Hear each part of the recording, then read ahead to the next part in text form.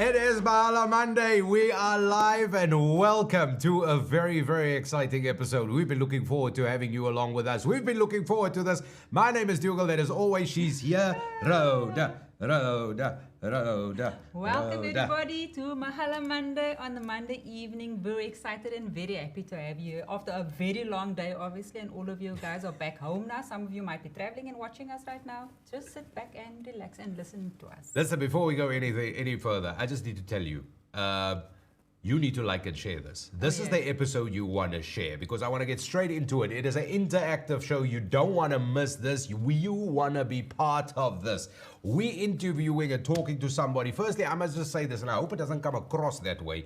I'm a fan. Oh, yes. I'm a fan. So now, you know what I mean? I need to keep the professionalism here. We need to have a good interview, but also I am a fan. That is with the person we're going to be talking to right now. So quickly, can we get into this? Because I can't wait. I can't contain myself. Let's get straight into it. You know we bring you the best. You know we bring you the topics you want to know about, things you need to discuss, and more importantly, what you need to be aware of. So when it comes to social, responsible, and being aware conversations, Mahala Monday brings this to you on a platter. That's why you watch us, that's why you love us, and that's why we love you. So now that you've done your liking and sharing, let's get straight into it. So you will recall towards the end of last year, we spoke to Mr. Zenzile Khoisan, of course, and he's a representative with the Western Cape First Nations Collective. And we spoke to him about amongst many things. Firstly, of course, he highlighted so much for us in terms of the history, the impact, symbolism, of course, of anything around First Nations. You might be asking, what am I talking about? What everybody normally refers to as Khoi and Asan. And we spoke about all these things. And there's amazing development that was planned to take place in Cape Town. And then there was a court order and things got halted a little bit.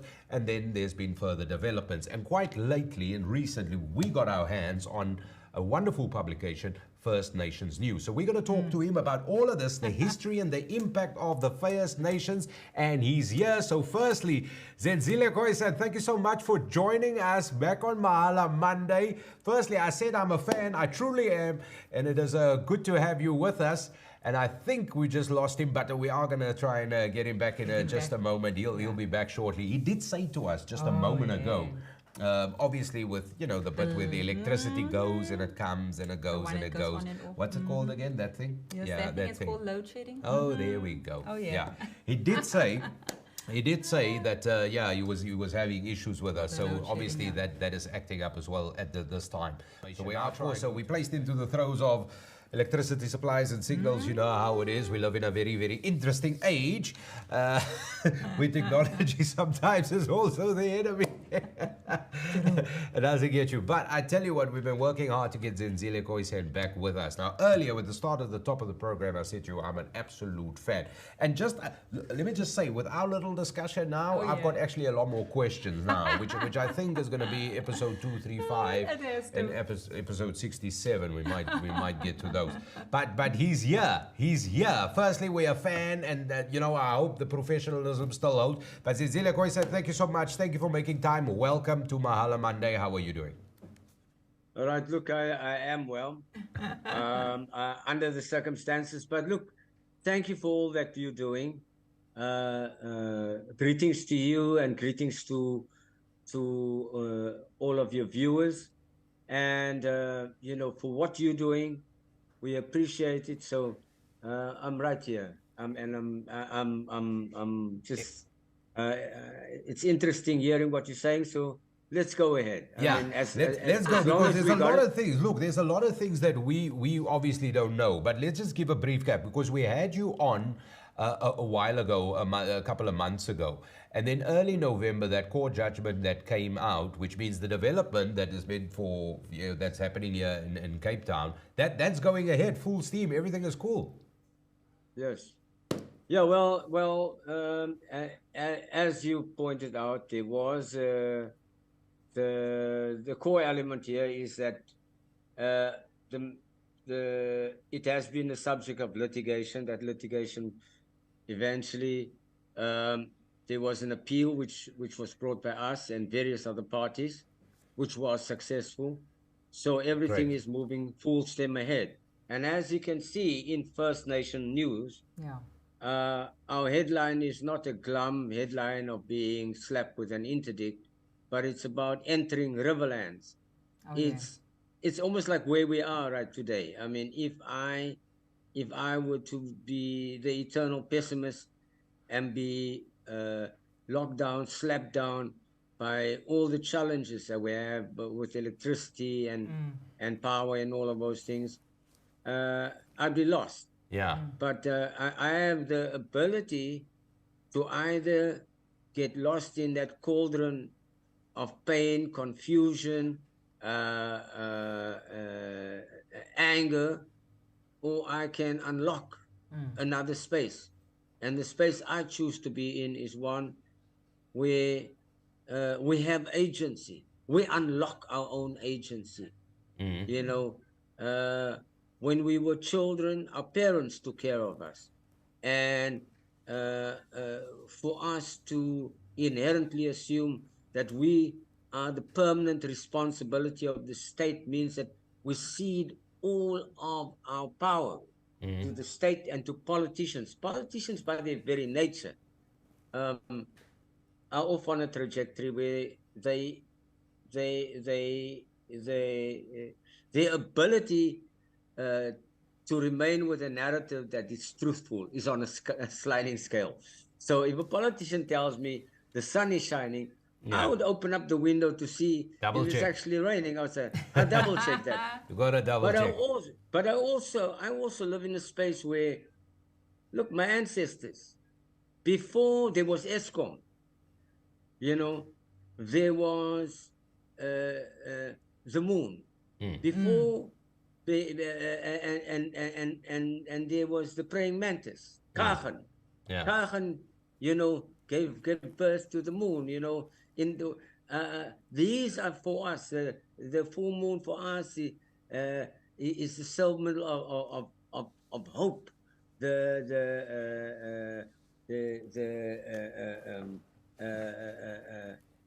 Kachen is a place of hernieuwing, of renewal. Of renewal. You know, the nows, the ancient traditions of the passage from one phase to another in our lives, which we call this life-changing passages from when you're born and brought into the human family to when you leave and you have to go on your taisechure, and when we take your last walk into the evermore.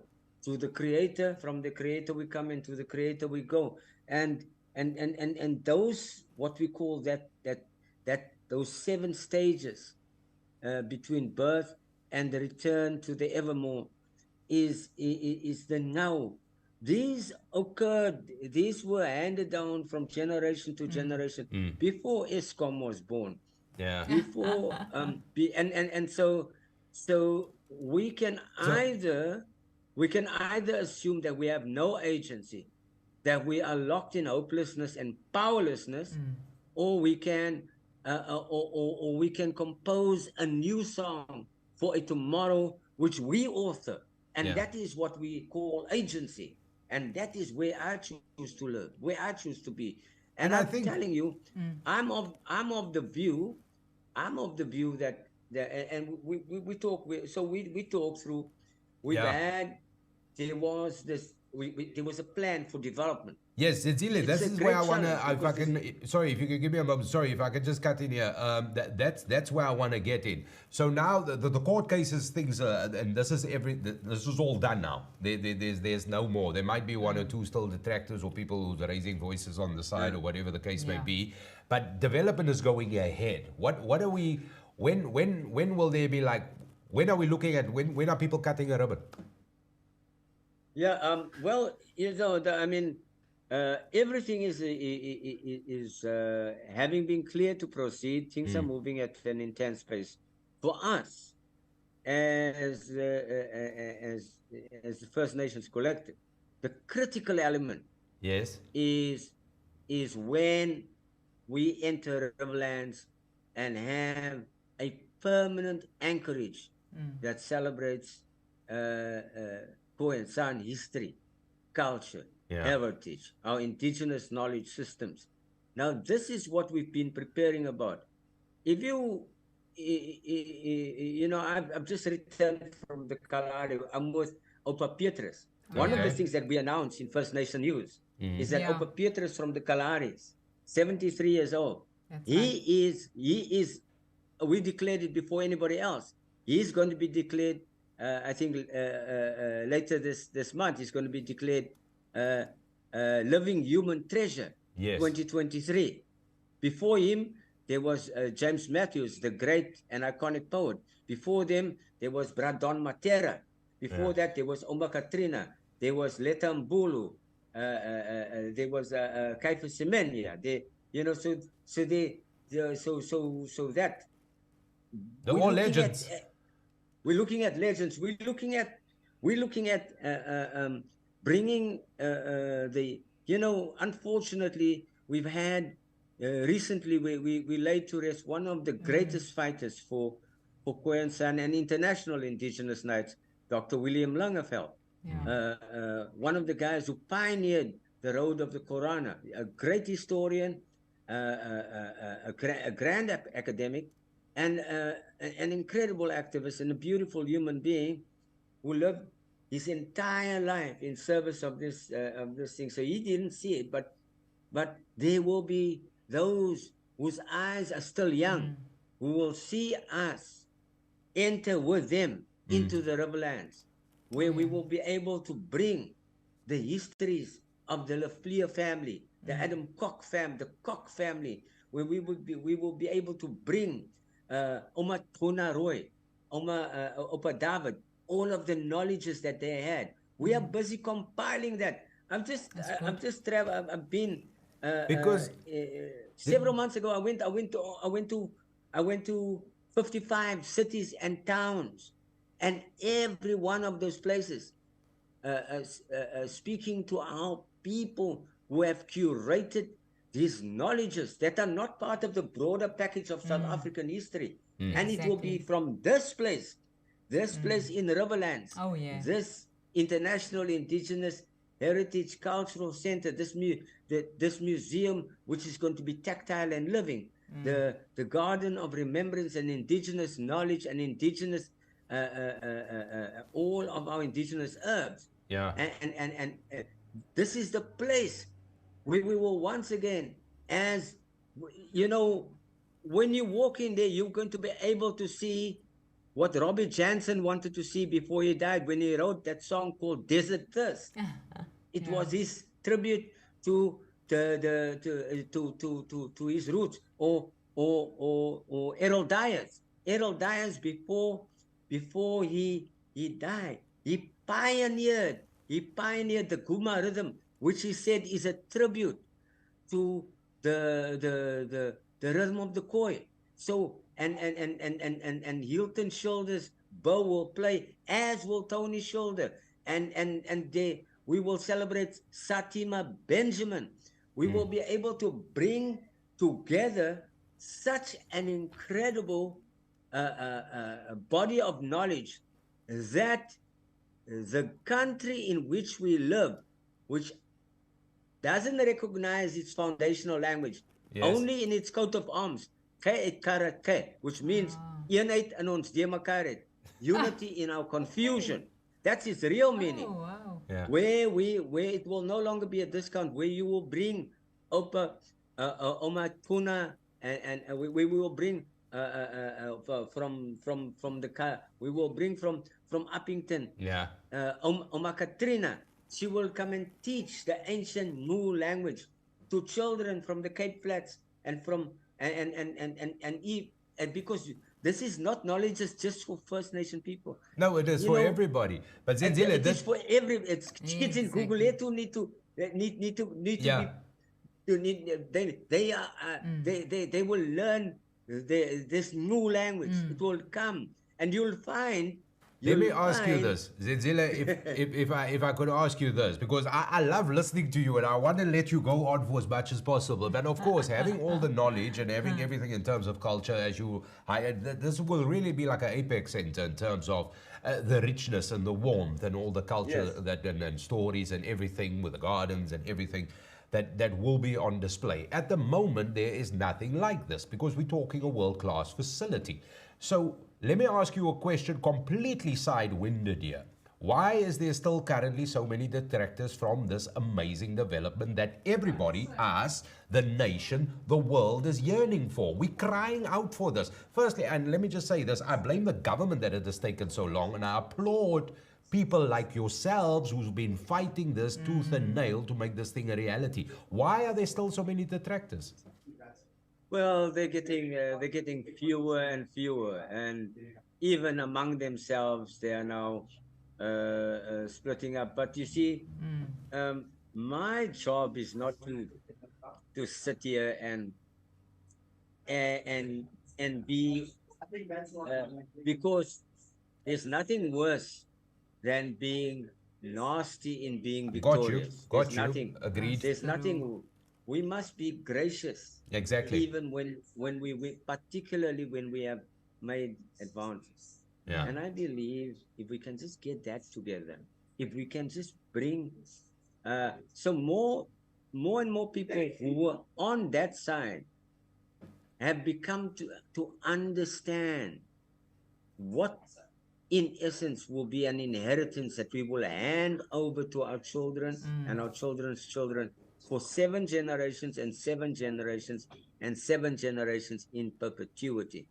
It is something that will be under the control of ourselves, of our people. It is something, I mean, you will see the art, the massive I was gonna mural in say. front of that building that you see in the First Nation News. That massive wall will be painted by our First Nation descendants from around this country. Our artists here, even from Cape Town, will participate in the painting of that. It will be painted by all. It will tell the story. The Steermans from Kaberga, they will come down and they will paint the story of Steerman. The people who are the children of Sarah Bartman from there in that deep kloof of which Hanky, where she lies, is just a small part. They will come out of this great mountain and come and tell the story. Op 'n Kraalshoek, his children, his grandchildren who learned the painting from him, is considered the Picasso of the Free State. And his paintings are iconic paintings. His grandchildren will come and paint there. So we will have this is a place. It will be a place where MahalaMonday will be able to be broadcast internationally from our international media and in international media and communication center. And we're excited about it. And so, but it offers what is this place? It is a reservoir of hope in a cauldron of complete despair.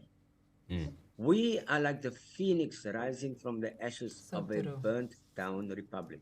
Yeah, so true. It is. I wanna just move away from that because what I want to talk about is something for people to take home about. Because you mentioned it a short moment ago. You spoke about the praying mantis, and as I grew up as a little child, we used to call it hot not hot. That's what we call it, right? And if I recall correctly, you said kagen. Am I saying it correct? Yeah, kagen. Kagen. So Yeah. the symbolism behind that, please explain that a little bit in depth. You see, this thing of kagen and many of the like it is for us. It is about our worldview, our cosmology. Our cosmology. Many people think of something to revere as something which is huge and big and something which is massive. But for us, for instance, the greatest antelope is a symbol of is a symbol of hope. The the So it'll be like an eland or something. Something is big. that's the eland. Yeah, that's the eland. But you see, if you talk now, if you talk like the eland is a symbol of inspiration. Inspiration. Okay. Now the eland walks usually alone, and it makes a sound as if it's talking to the earth, but it's actually sending us messages. It's a symbol. It's telling us that do not worry, you're not alone. You know, Hagen is a symbol of hope and renewal. Hagen, the praying mantis. Yeah. Uh, uh, uh, uh, uh, the the moon is, as we say in Afrikaans, is a symbol van vernewing. You know, it is when you're almost being reborn. Oh. For us, it is the rebirth, and so therefore, a lot of what we do, when we have a now of when we have a now of toewijding, a now of dedication, it's usually done on the new moon, because it is at that time that you carry to your Almighty, to the Creator. You bring it before the Creator, you know, and that is the spirituality of our people, you know. You bring your plans before the Creator, and and so that your plans will be blessed, so that your road will be made straight, so that the wind will always be at your back, Yeah. and that and that they don't fall apart. And so there are so many symbols. These symbols like the now ceremonies, like if there was now ceremonies happening all over the Cape Flats, there will be less kids going into gangsters. What is the now ceremony? And now ceremony is a ceremony in which you accept, in which you are accepted into the human family when you're born. Then you are given a passage into adolescence, and then you are given the lessons of responsibility into adulthood, and then you are given an acceptance into and you manifest your acceptance of your identity, and Okay. then the next one is to accept responsibility, and then the next one is to exercise that responsibility as a good custodian and a good steward, and in the end, it is for you the joy, having done your work, to go on your taisehuri, to go to the evermore, to your ancestors. All right. To not to your ancestors, to your Creator. Great. Okay. And then I just wanted to ask you, because something we all do, and I mean, this is something I've been always wanting to say as well, which I love, is the dancing, especially with the, you know, when everything is rattling and they're dancing. With the, I mean, you're always seeing this. Is this something as well that's obviously constantly happening, dancing? Well, the Wuppertal,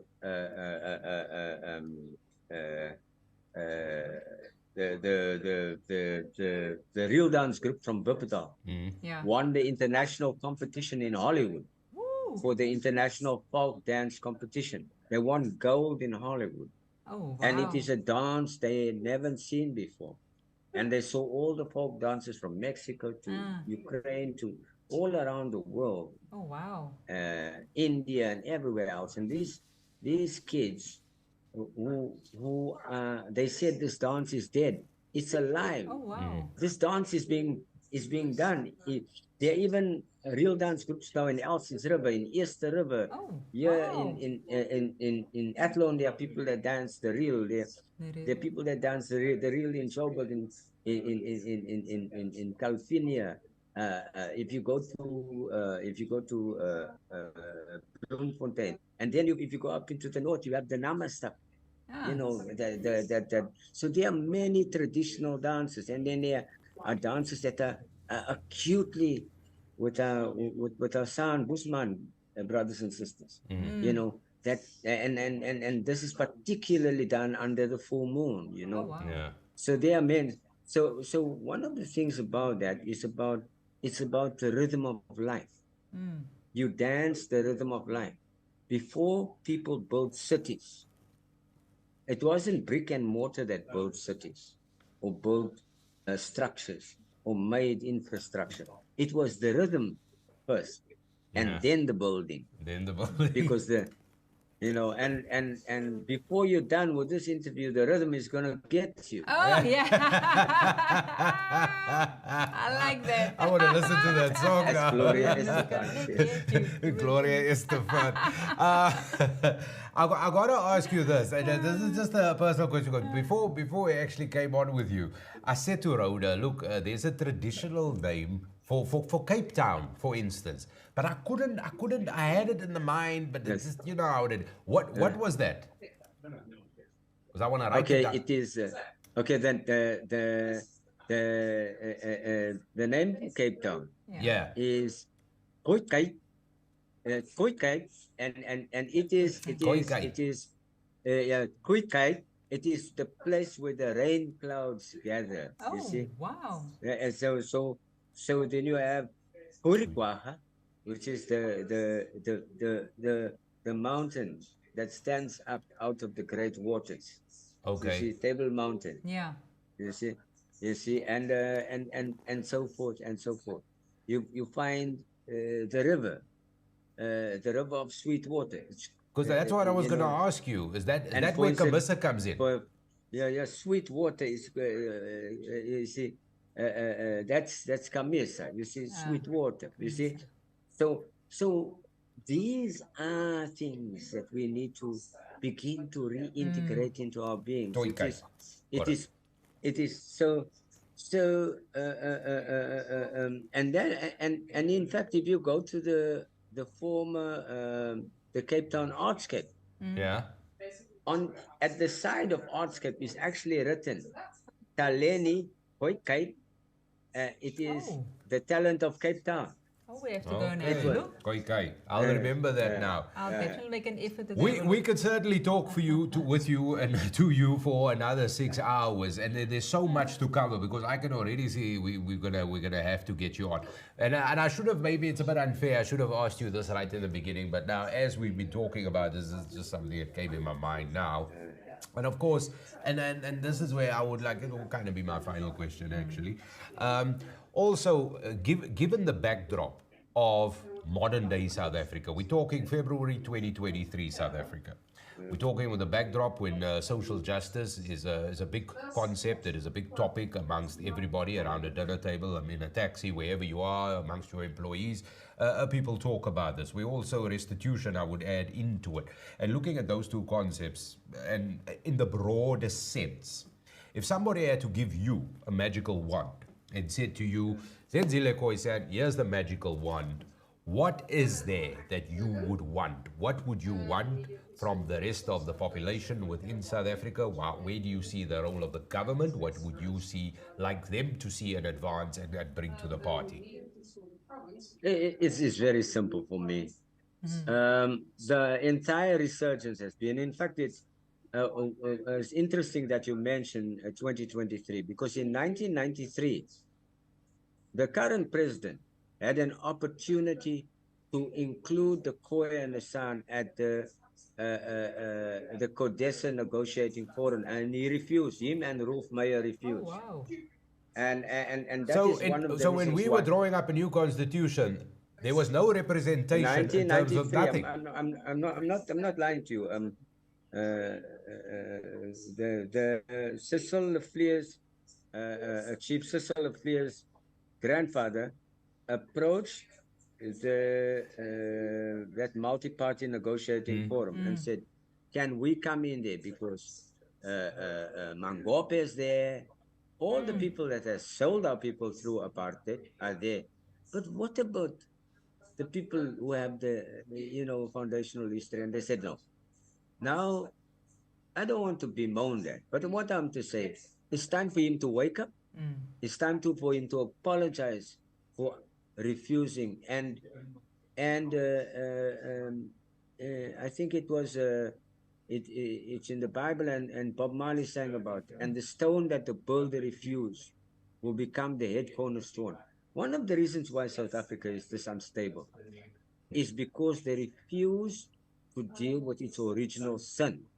which is the abrogation that began with the onslaught of Dalmaida in 1510 and was continued with Bartholomew Dias and eventually with Jan van Riebeeck, and right here at the Riebeeck River, where the year in 1656 gave permission to this imposter from Europe to hand Goronaito ground to all and sundry who were the dregs of Europe, and created out of them an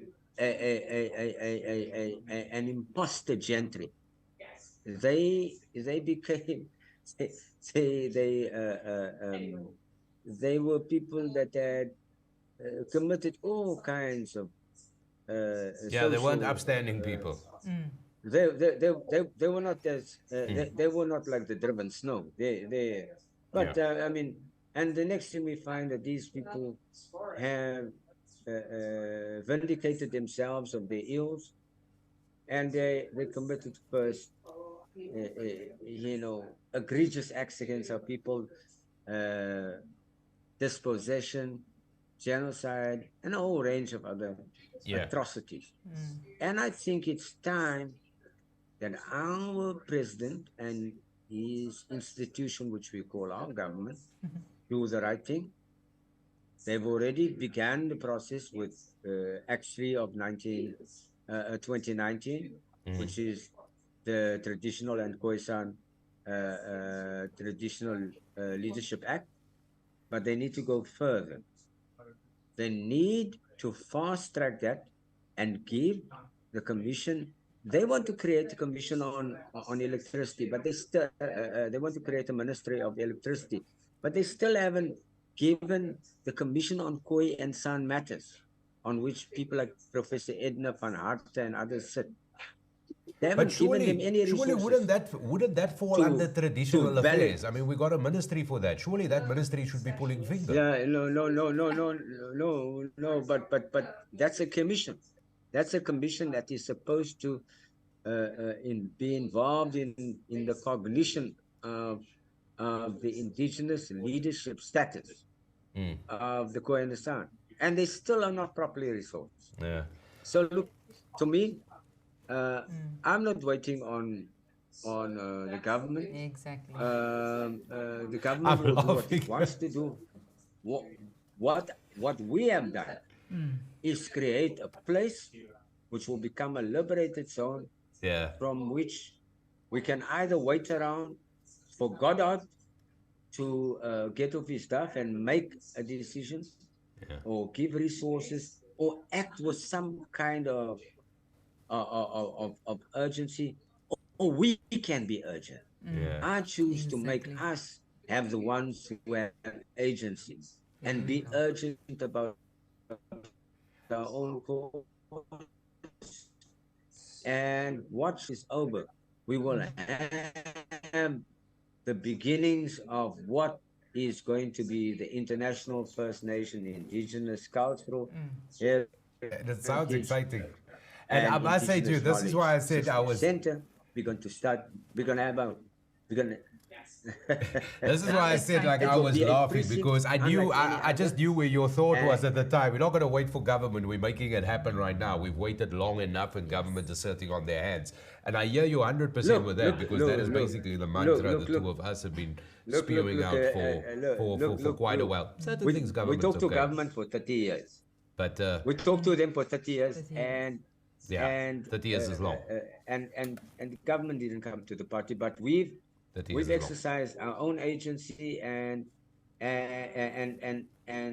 as a partner in the development with the developer and other players, we have created a safe space for our people, and we intend to utilize that space for as long as I'm alive, and then for the generations that may come. There we go. Senzile, do you mind if we contact you soon and we have another chat with you? Because basically you've just, this time it doesn't take so long. I want to talk to you quite soon, because you've given now there's so much that I want to talk to you about, and I never got onto it because I wanted to let you talk first. Then but there's so much that we want to get, and we definitely want to talk more about Petrus Valboy, because a living treasure. I mean, that is just absolutely amazing, and there's so much to celebrate, and also the impact of this amazing initiative and this wonderful development that is going to be taking place fairly soon, and it'll be ribbon cupping days one at a time, and I can't wait for that, because I myself, am I middle-aged yet? No, not quite. I'm just under the middle age. I'm still young. Groensokkie. But the point is, I'm yearning for a place where I can take my children, where I can take my kids and say, this is the heritage, this is the culture, because it doesn't exist. Before the program started, before we got you on, Rhoda and I were saying, and I think we spoke to you about the last time, the only thing we remember from history books in school was Harry die Strandloper, and that was a footnote. That was a footnote. I had a history book this thick, and there I think it was a footnote. It was honestly a footnote. So the whole concept, and we just two people from, and you know, when we went to school at different times. Exactly. So as we all know, everybody that finished school before the year 2000, none of this history was given to them. And it is our responsibility now to go and dig it up ourselves, which is fine. We can live with it, because that's the price we pay for sins of the past.